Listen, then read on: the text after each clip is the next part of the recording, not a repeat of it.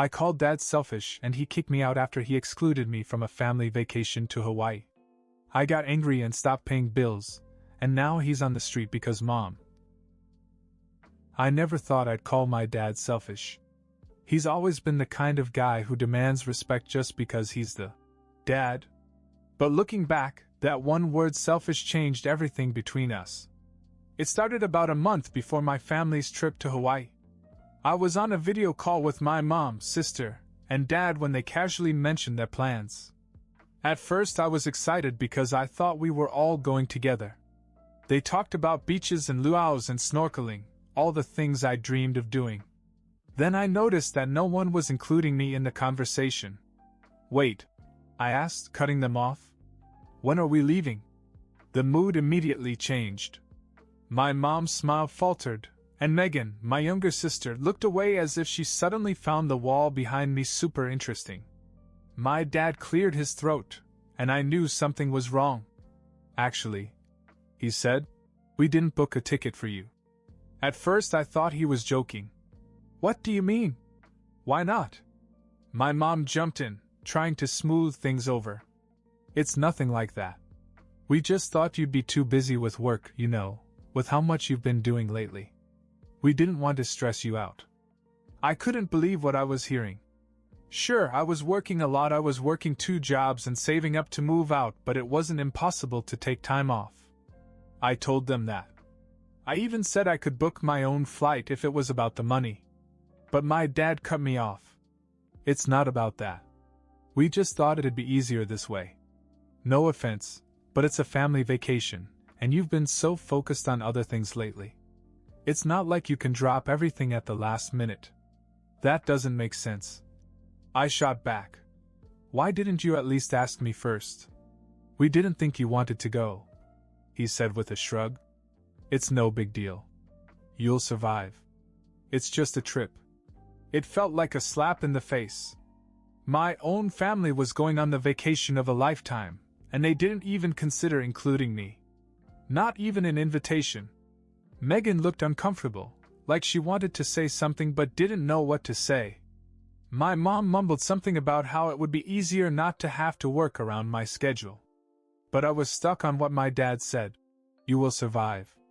After that phone call, I sat in my apartment trying to convince myself that it wasn't as bad as it felt. Maybe there was more to the story, maybe money was tighter than I thought, and they were too embarrassed to say so. Or maybe they really thought I was too busy. I tried to give them the benefit of the doubt, but it didn't take the sting out of it. Then they went to Hawaii and I saw the pictures. There was nothing tight about their budget. My dad posted a photo of himself lounging at some fancy resort, holding a cocktail with a little umbrella in it. Megan sent me a video of her swimming with sea turtles. My mom texted me a picture of the 3 of them smiling in front of a waterfall. No one even mentioned my absence. When they got back, I didn't want to bring it up right away. I thought I'd wait until they said something, gave me an explanation, something. But they didn't. At least not until dinner a week later, when Megan casually dropped something that changed everything. By the time they got back from Hawaii, I'd already decided not to ask about the trip. If they wanted to talk about it, fine, but I wasn't going to beg for details about a vacation they had deliberately shut me out of. The first few days were radio silence. Then my mom invited me over for dinner and said something about how it had been a while since we'd all sat down together. I thought it would be awkward, but I said yes. When I walked in, everything looked normal. My mom was setting the table, Megan was scrolling through her phone, and my dad was sitting on the couch watching a sports recap. No one seemed particularly upset or guilty, just their usual selves. Dinner started well. Small talk. Megan complained about school.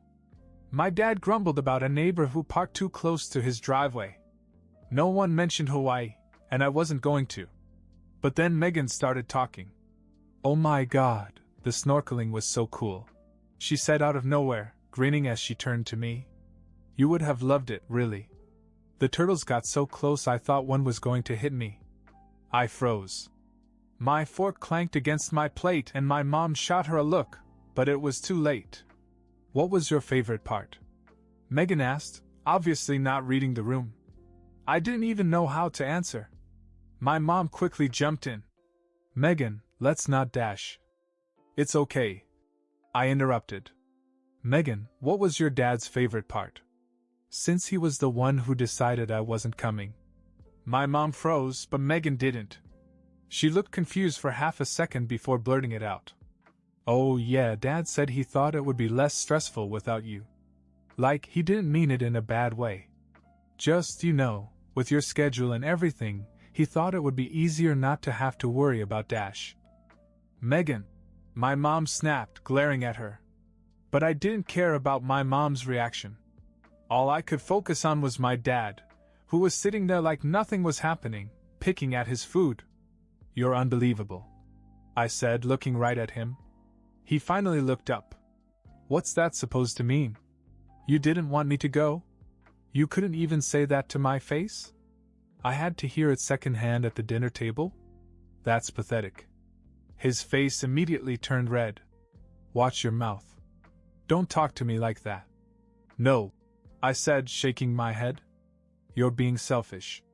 You didn't even think about how I would feel. You just wanted to have your little trip without me. And now you can't even admit it. That's when he lost it. He stood up so fast his chair scraped the floor. You don't call your father selfish, he shouted. You think you can talk to me like that in my house? If you don't like it, you can leave. Before I could answer, he stormed out of the room. A second later I heard a door slam upstairs. I thought that was the end of it until he came back. This time he had my things. One by one, he started throwing my clothes out the window, yelling that if I didn't respect him, I wasn't welcome. I stood there in shock for a second before I realized he meant it. My mom tried to stop him, and Megan yelled at him to calm down, but he just kept going. So I left. That night, I packed up everything that hadn't already been thrown out, put it in my car, and drove to a friend's house. I was so angry I could barely think straight. But the one thing I knew for sure was that I was done. Done paying their bills, done paying for groceries, done sending Megan money for school stuff. If they wanted to pretend I wasn't part of the family, fine. They could do it without me. I had no idea how quickly that decision would blow up their whole world. The first thing I did the next morning was cancel every payment I had set up for them. I don't think my family realized how much I had been covering. For months, I'd been paying their electric bill, their water bill, even their internet. I helped Megan with her college textbooks and sent money whenever she needed something urgent. I wasn't rich by any means. I worked 2 jobs to make it possible, but I wanted to support her. Or at least I did. That morning, I logged into every account I could think of and cut them off. I canceled the automatic payments for their utilities and canceled the grocery delivery service I'd been paying for. I even cut off Megan's monthly allowance. It felt petty, but honestly, I didn't care. If my dad didn't want me in the family, fine. They could handle everything on their own. I didn't hear from them for the first week. I stayed at my friend Eric's house and tried to figure out my next move. Eric kept telling me I'd done the right thing, but I still questioned myself. I mean, it wasn't Megan's fault, or even my mom's, really. It was my dad's. Still, I didn't want to back down. Then the phone calls started. The first was from my mom. She left a voicemail, her tone much softer than I expected. Hey, sweetie. We need to talk about the bills. I'm not sure what's going on, but the power company said they haven't received payment. Call me back, okay? I didn't. The next call came a day later. This time she sounded more stressed. Listen, I don't know what's going on, but the water's been turned off. I thought you were still taking care of it. Call me as soon as you can. I ignored them too. By the end of the week, they'd lost patience. My dad called, and this time there was no sugarcoating. You think this is funny? He said, his voice sharp. I know you're the one who stopped paying. Do you have any idea how irresponsible that is? You're screwing over your own family for what? A temper tantrum? I let him rant for a while before I finally replied. I'm not paying for anything anymore. I said. Figure it out yourself. You think we can just pull money out of thin air? He shot back. That's not my problem, I said and hung up. A few days later I got a text from Megan. She was the only one who didn't seem angry, just confused. Hey, can we talk? Mom's really upset. Dad's not saying much, but things are kind of a mess around here. I'm not sure what's going on, but if it's about the trip, I'm sorry. I didn't know you weren't coming until it was already decided. This text hit me harder than I expected. I felt bad for her, but I still wasn't ready to move. Then, out of nowhere, my mom called again. I almost didn't answer, but something told me I should. Her voice was softer this time. I kicked him out, she said. What? I asked, not sure if I heard her right. Your father, she repeated. I told him to leave. He's staying with your uncle for now, but he doesn't live here anymore. That threw me. My mom wasn't the kind of person to make big moves like that, especially against my dad.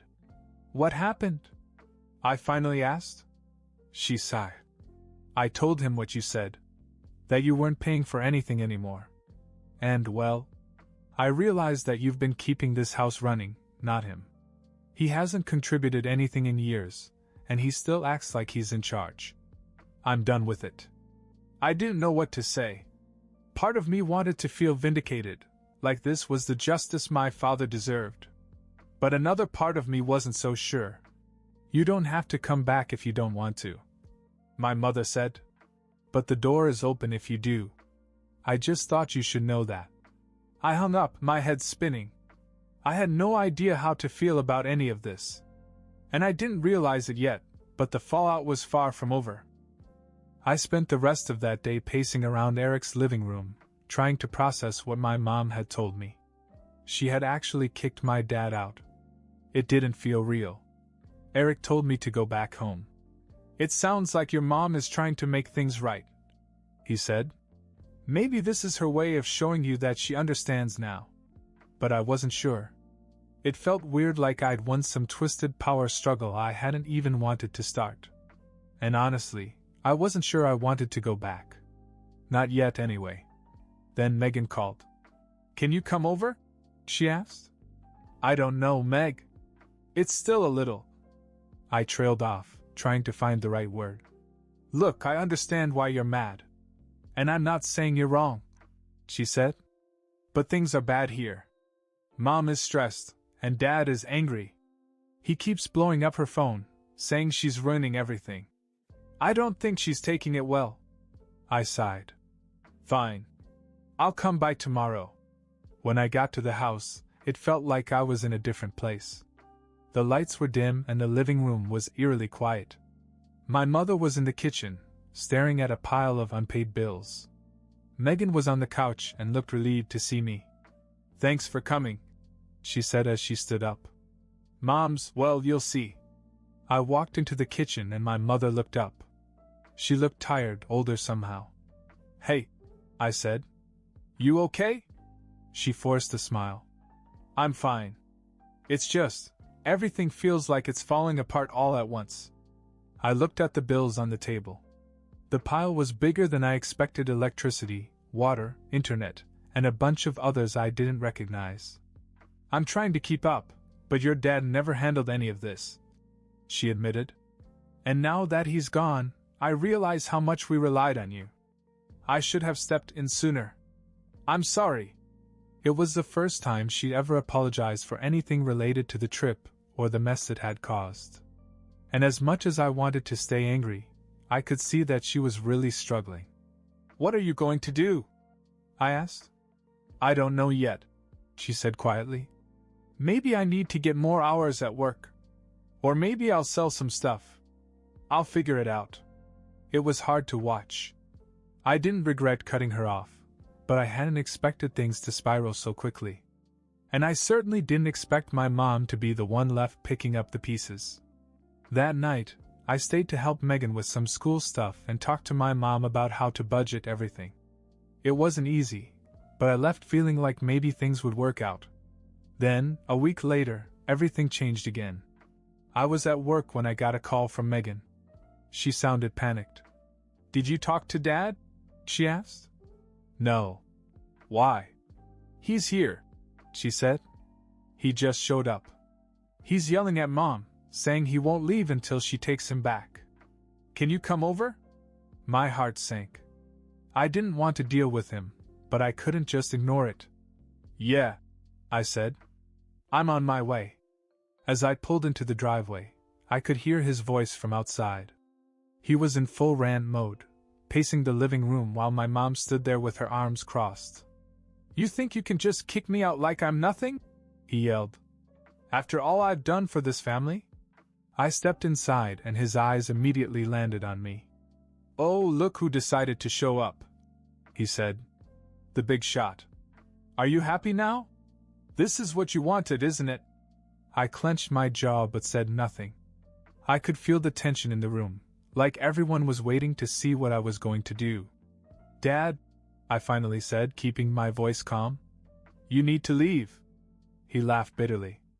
And who's going to make me? You. This is still my house. Not anymore, my mother said firmly. That seemed to push him over the edge. He started yelling again, saying things I won't repeat here. But before he could go any further, Megan stepped in. Stop it, she shouted, her voice shaking. You're acting crazy. Just go. For a moment, he looked stunned, as if he couldn't believe she was siding against him. But then he grabbed his coat and stormed out, slamming the door behind him. The house was quiet after that, but it didn't feel like peace. It felt like the silence before something worse. After my dad stormed out that night, the tension in the house didn't go away, it just shifted.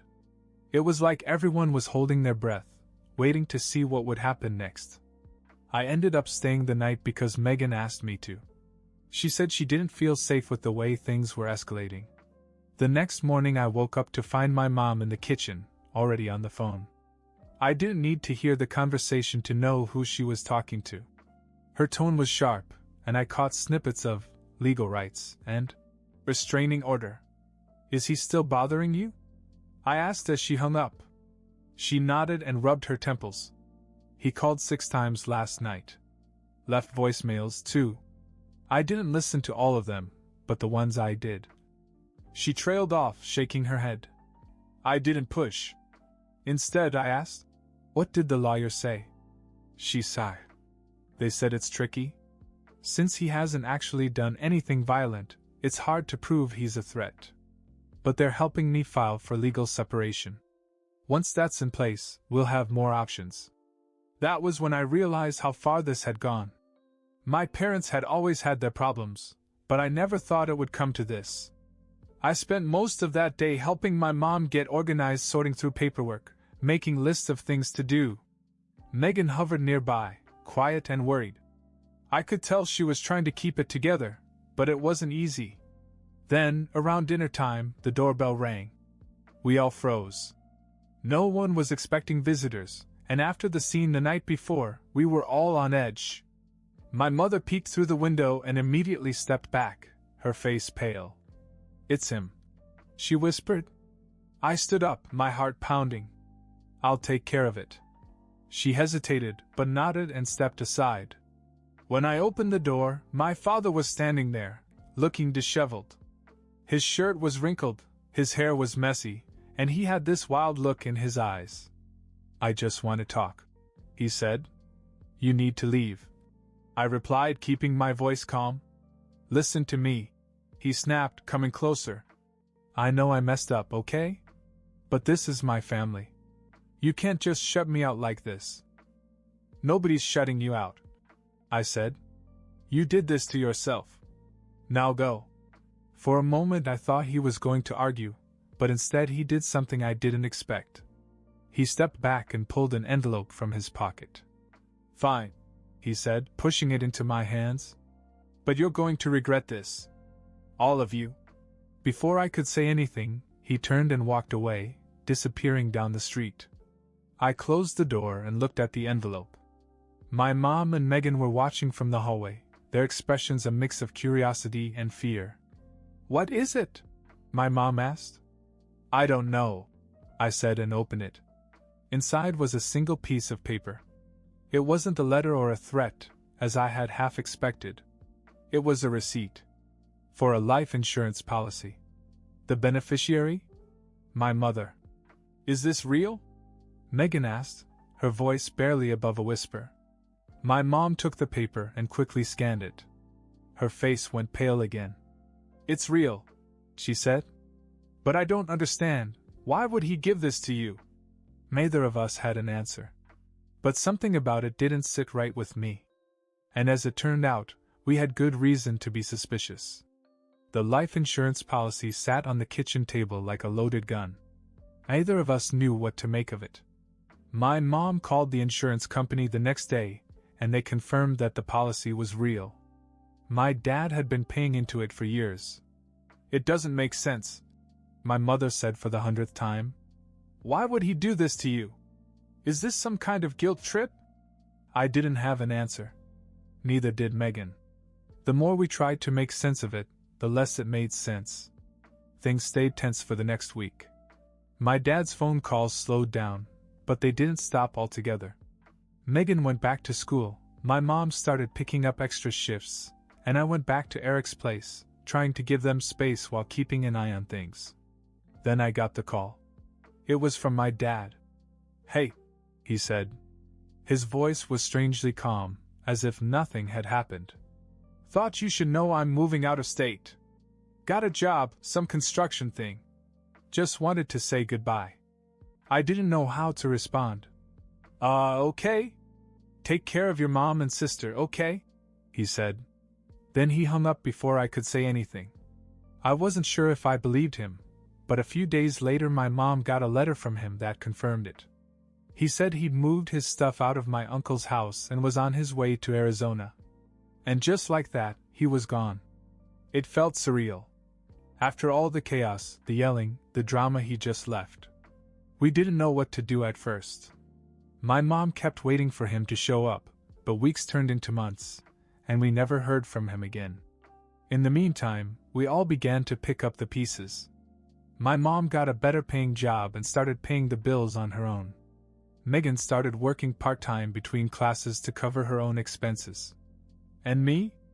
I stayed out of their finances. I'd help if they really needed it, but I wasn't going to carry them like I used to. It wasn't easy, but something shifted in all of us. For the first time in years, everyone was standing on their own 2 feet. Months later, on a random Sunday, we all ended up at the house for dinner. It wasn't planned, I just stopped by to drop something off, and Megan got home from school early. My mom cooked, we talked, and for the first time, things felt normal. At some point, Megan brought up the trip to Hawaii. Crazy how much has changed since then, huh? She said. I laughed. Yeah. You actually pay for your own textbooks now. She threw a napkin at me, and my mom rolled her eyes. But we all smiled. The funny thing is, I don't think any of us would have chosen for things to happen the way they did. But in the end, it worked out. My dad leaving forced all of us to grow in ways we hadn't before. Every man for himself, I guess. But somehow we're all better for it.